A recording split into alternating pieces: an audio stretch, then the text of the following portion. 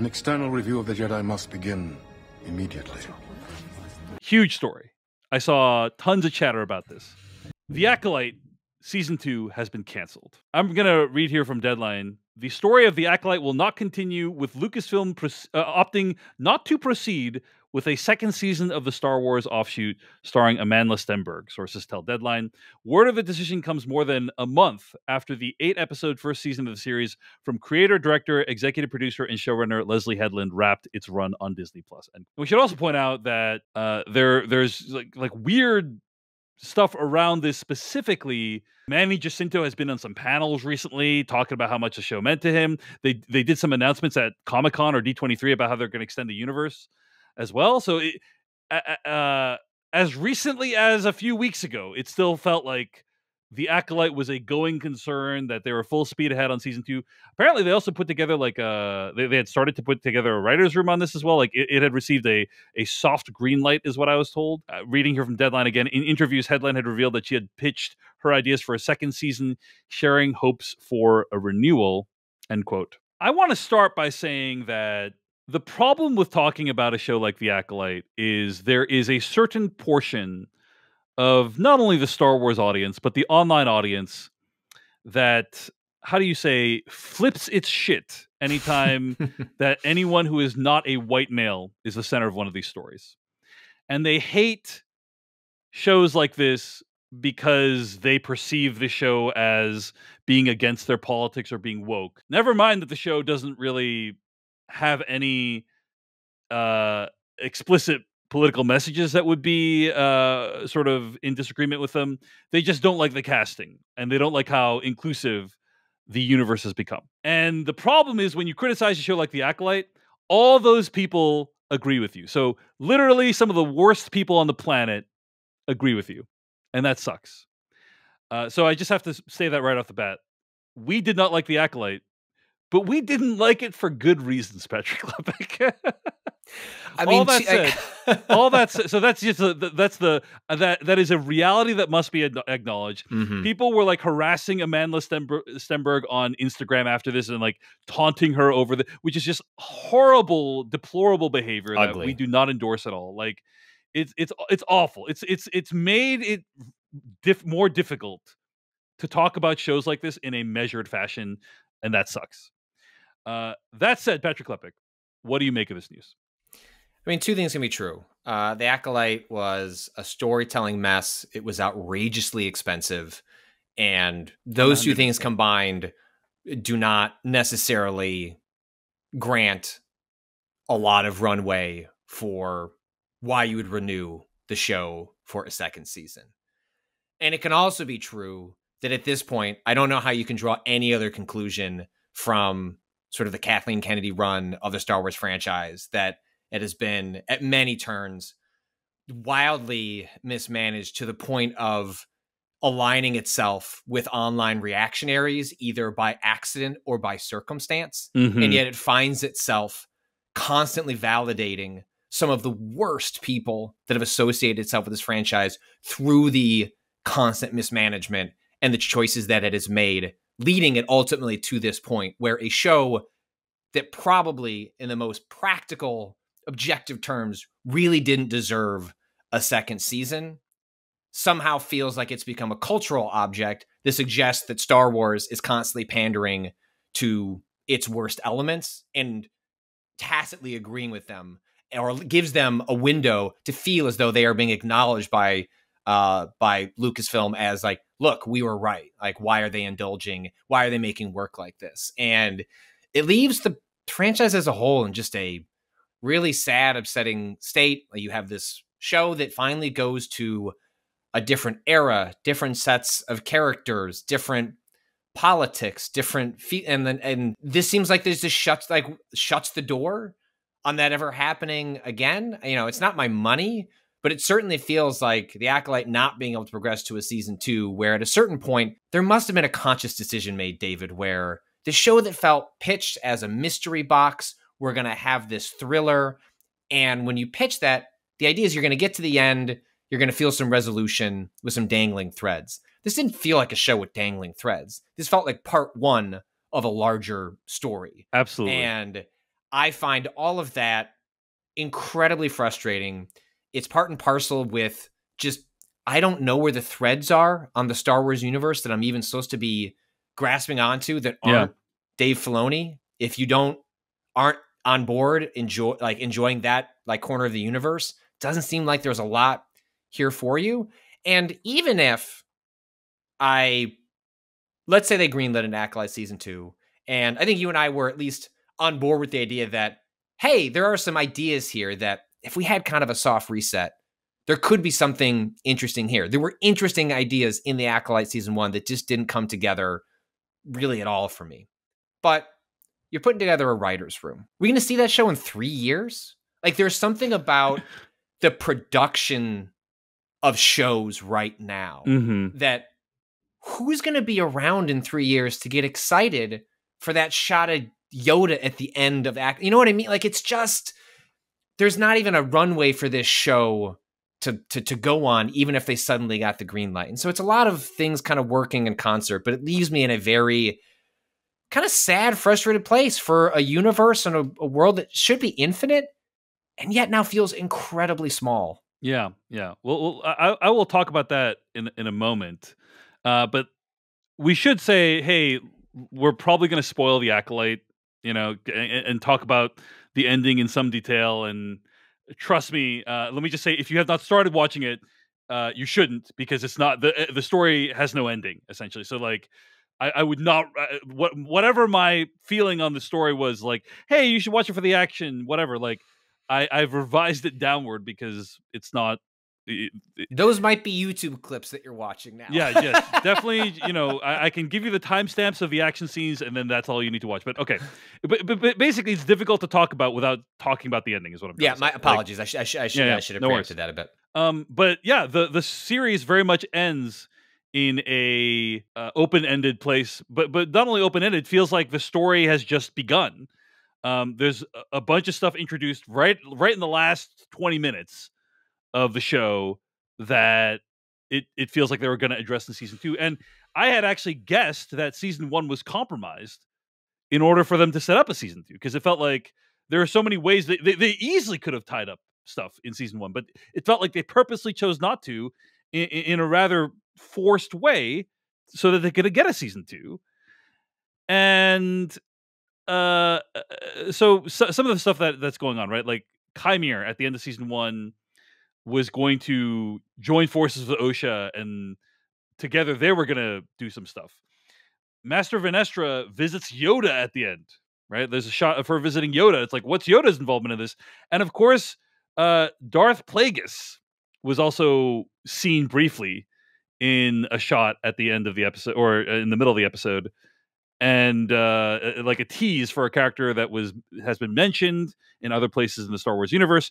And so there are all these kind of dangling threads, but it really felt like the way the season ends, it really just feels like, hey, now the story is really going to begin. Like, that's kind of how the aesthetics of, like, with them standing at the water, Osha and Chimere standing at the water, and then, and now the real adventure is going to start. Now, you can dispute whether or not they should have ended that way. I think the problem is that if they had told a complete story, the Acolyte could be a thing that is recommended for decades. Literally, like, people would be like, hey, check out the Acolyte. Like, oh, the Acolyte, one of the great contributions to Star Wars lore. But because they made it feel super incomplete, it's going to be forever a show that was canceled, right? It's going to be a show that was canceled in season 2. And that sucks. And I just don't know why they did it that way. Like, I refuse to believe that they could not fit in a more complete story into season 1. Like, I just, based off of how, like, if you've watched the show, so much time is spent literally repeating things we already know, repeating beats that it's like, they totally could have been more economical with their time. And then if they had, it would be like, hey, it's a complete story, and like it or not, it's a contribution to Star Wars lore that's meaningful. But now it feels like, oh, like we kind of tried to get this thing off the ground and it failed. Like, that it will always have that stench over it, in my opinion. And I think that is a shame, because it ends in such an unresolved place. It's impossible to ignore that, in my opinion. Okay, that's one thing. Patrick Klepek, you also mentioned the state of the Star Wars universe right now. And you are right. It is notable that this was a show that did not have any Skywalkers in it, right? That had no reference to Skywalkers.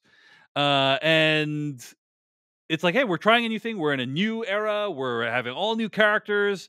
And get excited about these characters. Like, it's going to be a cool thing. And now, what is it going to be? It's going to be like Mandalorian, Grogu stuff forever. We do have Andor season 2 coming out. That's going to be really good. As far that's like, the end, right? Like Mandalorian, it appears to no longer be a television show. Yeah. It's a movie coming out in 2026. The Andor season 2 is the conclusion of Andor. It was originally kind of, I thought, to be like 3, 4, 5 seasons, and then Tony Gilroy more or less said, I don't want to make Star Wars for a decade. Yeah. Fair. And so that's wrapping up season 2. Why wouldn't you, though? Look, if he's gonna make it that high quality, like, who cares? Let the man cook. But Ahsoka season 2, Lord knows when we're. I was being sarcastic. There's tons of reasons to not want to work on Star Wars, including that people will not like your stuff and harass you on your Instagram page, which like is still upsetting. And like, Lucasfilm needs to do more to back these people up, in my opinion. Yes. Okay, go ahead. Yeah, Ahsoka season 2 coming 2026. Heir to the Empire, so the culmination of all this, that's a movie. Skeleton Crew very much seems like a limited series one-off that we'll get and then we'll filter off. So like, what even is Star Wars on television? Yeah, it's right now. Like Andor season 2 is. Let's be clear though, for the context, Patrick Klepek. Andor season 2 is going to rock everyone's world. Like, I think it's going to be ridiculously good. It's going to send the Star Wars franchise out with a bang. And then no more Star Wars after that. It's so weird that they decided Andor season 2 is the last piece of Star Wars they're ever going to make. So respect it, weird. Though. Yeah, respect. But after that, Star Wars is in a dire state, I think. Like, it is in a dire state where there doesn't feel like there's gonna be that many new ideas flowing in. And I have never rooted harder for a show I really, really didn't like and arguably hated more than The Acolyte. Because despite how poorly the Acolyte story was told, you're right. By not getting renewed, like the chuds win, basically. Yeah. Like the terrible people, the worst people on the internet win. And also, it is a fact that sometimes shows need time to breathe, to get their sea legs under them, right? Like, not all season 1s are awesome, and sometimes like a show needs a little bit of a chance. And was there enough promise in the Acolyte, in this universe, in some of these ideas for this show to get another season?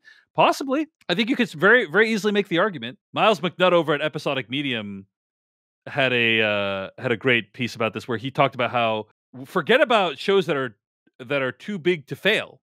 We're now in an era of shows that are too big to succeed, right? Yeah, like that's such a great way of putting it, because it feels like that's the weight of all of these prestige IP, right.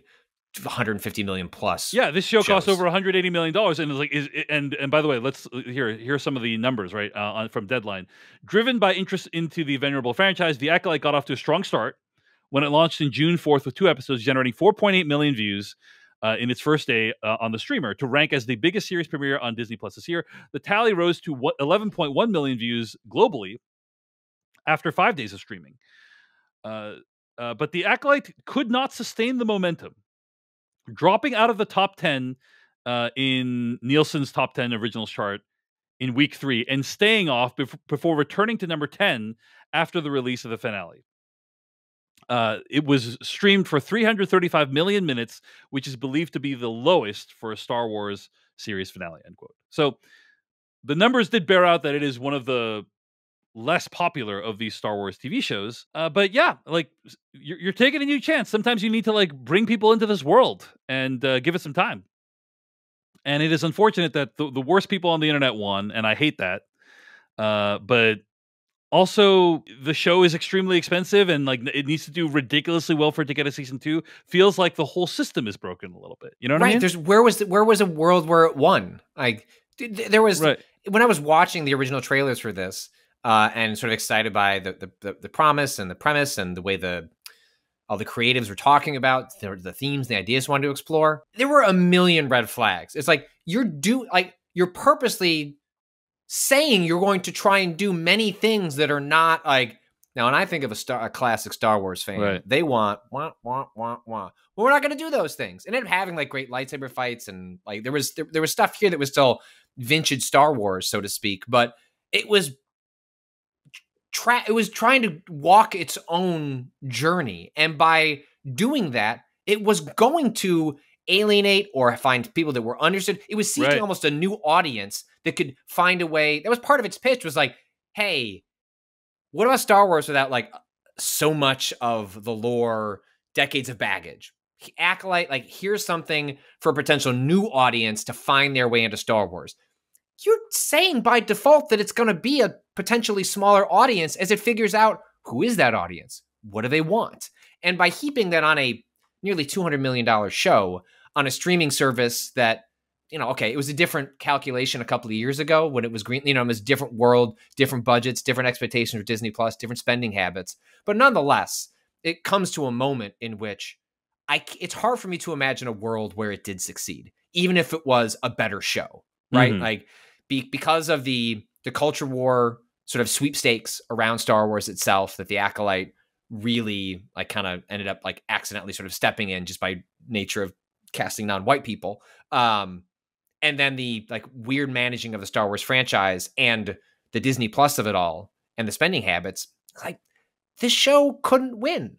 There's not a world where like against those expectations, I don't know how it was going to have a meaningful path forward. And that's really frustrating when viewed more as an object that was trying to move the franchise in a different direction, even if I found the ways it tries to do that often frustrating and misguided. I appreciated the principle of it, if not the execution. I just think about the implications of this from a creative perspective, like, and what I mean by that is people who are thinking of getting involved in the Star Wars franchise, right? Like, yeah, I think why, right? Like, this is what happens. You try to take a chance, the show's going to get canceled.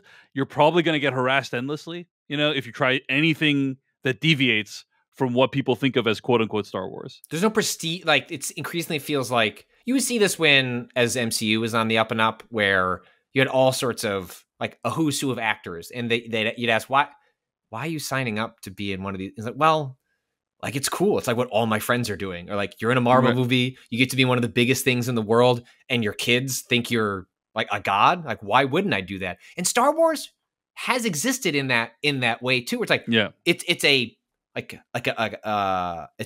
mysterious, like powerful object, a world that like I get to be part of Star Wars. I get to be part of this club. But these days you open the door and like, I don't want to walk in that club. Like, yeah, it seems like a brawl in there. Yeah, it seems really unpleasant. It feels like, I think, this has gotten a lot of chatter online because I think people think that the cancellation of the Acolyte represents something very dire for this universe. And I agree with them. Like, I think it represents, hey, new ideas are to be rejected. The worst parts of the fandom get what they want, which is this show canceled. And yeah, it is sad. I did not love Ahsoka. I thought Ahsoka was pretty terrible. I thought The Acolyte was pretty terrible. But like, it's sad to see a franchise that I once loved being laid so low. And it really feels like there's just not much hope. Like, again, Andor season 2 is going to be awesome. But like, other than that, I literally don't know. Skeleton Crew might be interesting. It has obviously very cool directors working for it. But other than that, I don't know what to look forward to in this franchise. Because the franchise no longer seems to want to move forward. It seems to be simply okay, just playing the hits from its olden days forever. And I guess that's okay for the people who love that, but it certainly doesn't make it exciting for someone like myself who's looking for something more interesting. And even at its worst, I admired that the Acolyte was trying to do something that was different than everything that came before. What a sad story, huge bummer. Yeah, and it's playing the hits. That's diminishing returns. The audience that you're playing that for is getting older, And part of the play of an Acolyte or something like Star Wars Wants to Survive is if it is just increasingly a nostalgia object, that eventually that runs out. Kids are not getting kids know what Star Wars is. Like my kids know what Star Wars is, but that has more to do with me than it has to do with the popularity. You know, like my wife and I, we still watch that stuff, but like they're not getting in the club. Like the club's not even on the block. And I think Star Wars has a real problem going forward with like, why is it going to increasingly pander to nostalgic reactionaries? Because those are the people that are showing up. And if those are the people that are showing up, that puts you in a real ugly creative box going forward. Absolutely.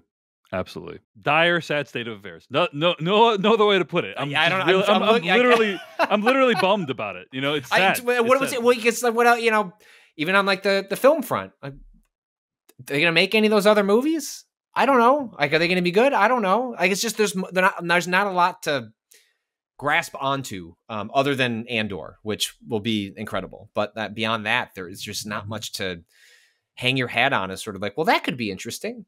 One of my colleagues online, Brendan Hodges, he has a very popular Twitter account, and he posted as follows: "The future of Star Wars seems particularly dire when the most optimistic upcoming projects are the last season of a 2-season show, a movie made by someone who hasn't made a medium-sized movie before, and a solid journeyman filmmaker who just made the worst ever Indiana Jones movie."